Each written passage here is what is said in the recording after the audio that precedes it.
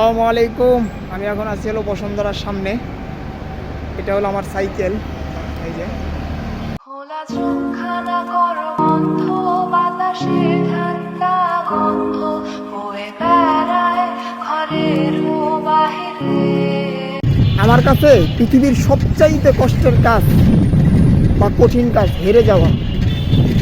এই কারণে আসলে আমি 200 কিলোমিটার পথ পাড়ি দিয়ে আমি এই যে ঢাকায় আসলাম শুধুমাত্র আমাদের ভাইয়ের রক্তের প্রতিশোধ নেওয়ার জন্য। বিশ্বাস করবেন না, আমি কী সাইকেল নিয়ে আসলে আমি আসছি এই রাজবাড়ি থেকে এই ঢাকায়।